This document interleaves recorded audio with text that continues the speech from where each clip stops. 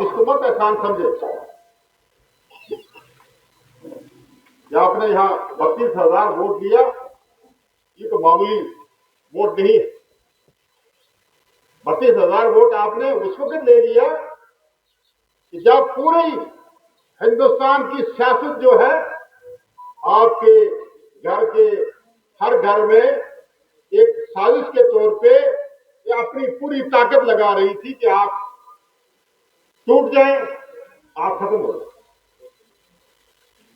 दिल्ली वालों ने कहा कि जम्मू कश्मीर में डिलिमिटेशन करवाएंगे, उसके बाद इलेक्शन करवाएंगे, उसके बाद रियासत का दर्जा देंगे।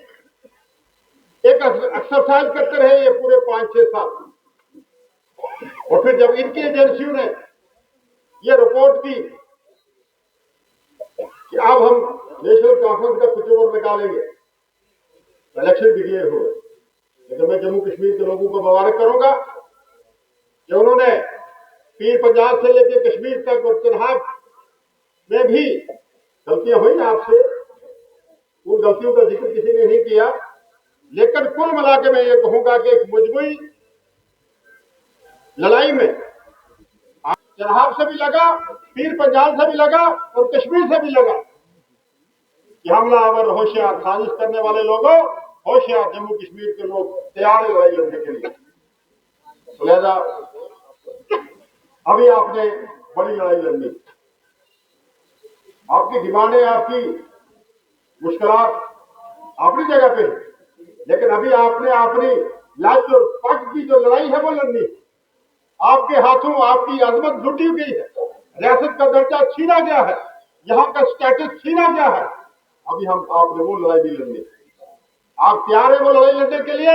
जम्मू कश्मीर को रियासत का दर्जा वापस देने के लिए मेरी बहनें भी तैयार है। सब बहनें हाथ खड़ा कर रही हैं, सब मेरे नौजवान हाथ खड़े कर रहे हैं।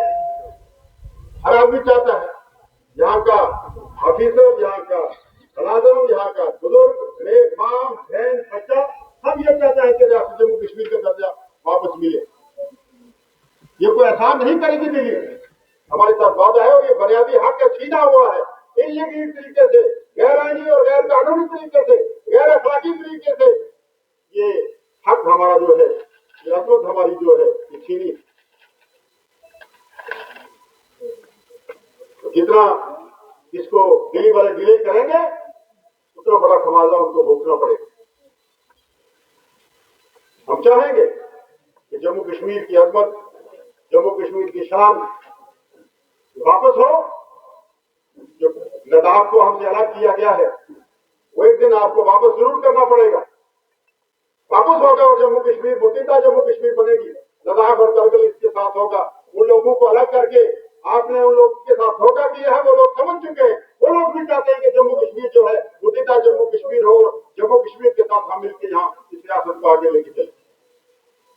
तो पैसे के बगैर काम किया। मैं उन कंट्रैक्टर्स को, डिपार्टमेंट के लोगों को मुबारक करूंगा। दिल्ली ने 3 बार, एक बार मैं ऑनरेबल चीफ मिनिस्टर को लेके गया, 2 बार खुद मैं यूनियन मिनिस्टर साहब से मिला। दिल्ली से अभी 1.5 साल में 1 पैसा भी नहीं देते हैं। जिस तरीके से हम इस सिस्टम को चला रहे हैं वो मैं ही जानता हूँ। लेकिन आपसे मैं ये वादा करूंगा, जो एजेंसी, जो कंट्रैक्टर जिन्होंने ये काम किया है, इसमें 2 तरह के काम है। एक रेट्रोफिटिंग स्कीम है, जो जहां पहले कुछ स्कीमें चल रही थी और उनको मुकम्मल किया गया है और मुकम्मल करने के कतार पे है। उन स्कीम को रेट्रोफिटिंग स्कीम के नाम से जाना जाता है।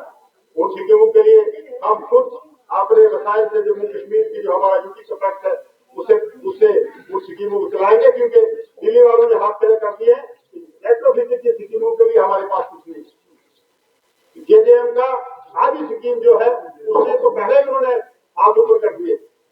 ऑनरेबल चीफ मिनिस्टर साहब ने यहाँ आने से पहले जब मैं उनसे मिला था, उस दिन भी एक मीटिंग ली थी, और मुझे उम्मीद है कि इंशाअल्लाह ताला बहुत जल्दी वो जो रेट्रोफिटिंग की स्कीमें हैं उनको मुकम्मल किया जाएगा, और जो पेमेंट पेंडिंग है वो उनका टैक्सेस को दी जाएगी। दूसरी तरफ जेजेएम की जो हमारी दूसरी स्कीमें हैं उसके लिए 2028 तक जो है इसका पीरियड एक्सटेंड कर दिया गया है, और हमारी कॉरस्पॉन्डेंस जो है दिल्ली के साथ चल रही है। इंशाल्लाह मुझे उम्मीद है कि पैसा जो है बाकी स्कीमों के लिए जल्दी आएगा, टैक्सेस की पेमेंट भी होगी और स्कीमें मुकम्मल 4 और इनके फिल्ट्रेशन प्लांट है, 4 के 4 नाकारा है। और मैं डिटेल ले रहा हूँ डिपार्टमेंट के साथ, अभी मेरी डिपार्टमेंट के साथ मीटिंग भी है एडमिनिस्ट्रेशन के साथ, ये सब चीजें मैं ले लूंगा, जानकारी ले लूंगा और आपको बताऊं। यहाँ फॉरेस्ट के बारे में ब्रिजेस जो है, कुछ रास्ते जो है वो रुके पड़े हैं। तो स्कूल के बारे में यहाँ बात आई, एक स्कूल है जो उसको 1.5 किलोमीटर जो है दूर जाना पड़ता है। ये सब चीजें जो आपने मेरे नोटिस में लाई है, डिपार्टमेंट को करने की कर दिया जाएगा और इसका इन जो जरूरी चीजें हैं इनका अप्रूवल आप समझे, ये अप्रूव है, इनको हम करेंगे इंशाल्लाह। जहाँ कोई आपका ब्रिज बनाना है जंगल में ही अगर होगा तो ब्रिज बनाएगा, मेरा डिपार्टमेंट बनाएगा, फॉरेस्ट डिपार्टमेंट खुद बनाएगा। रास्ता अगर बंद है आपका तो रास्ता कौन देगा? ये कर लेंगे हम, ये आपसे और इकबाल साहब से मिलके और मीटिंग में जो बातें सामने आएंगी इंशाल्लाह हम कर लेंगे, उसमें आपको कोई चिंता करने की जरूरत नहीं है। मैं जो हमारा यहाँ पिछले साल जो हमने यहाँ फंड दिए हैं उसकी थोड़ी सी जानकारी मैं दूंगा कि इसमें फ्लड कंट्रोल में जो पैसा यूटी के पैक्स में हमने 62 लाख दिया है, डिस्ट्रिक्ट के पैक्स में 27 लाख दिया आपकी डिस्ट्रिक्ट। डीपीआर जो आपके डिस्ट्रिक्ट के हैं जिसमें फ्लड सेक्टर में वो 9 करोड़ के करीब डीपीआर जो है साथी में हमने जो है वो सबमिट किए। और इरिगेशन फ्लड कंट्रोल का जो हमारा सेक्टर है इसमें साथी में 229 करोड़ के डीपीआर जो है हमने सबमिट किए। पिछले साल मैंने 14 करोड़ के करीब यहाँ फ्लड प्रोटेक्शन के लिए पैसा दिया था, उसके टेंडर नहीं हो पाया, पैसा लैप्स हो गया। इस साल उस पैसे को रिवाइज करेंगे और 14 करोड़ रुपया जो आपके यहाँ एरियाज है उनको इंशाल्लाह हम देंगे। सर मैं इसी तरीके से मैं पीएचई सेक्टर की बात करूंगा। यूटी कैपेक्स में हमने 231 करोड़ रुपया जो है 2 करोड़ 31 लाख रुपया जो है हमने दिया 6 स्कीमों के लिए, वो कंप्लीट की है। नवाब में 290 करोड़ था, वो दो स्कीमें वो कंप्लीट हुई है। डिस्ट्रिक्ट कैपेक्स में 8 स्कीमें थी उनको हमने कंप्लीट किया है। और इसी तरीके से इस साल के जो प्लान है वो जो भी आपकी डिमांड आएगी उस डिमांड के मतलब फॉरेस्ट में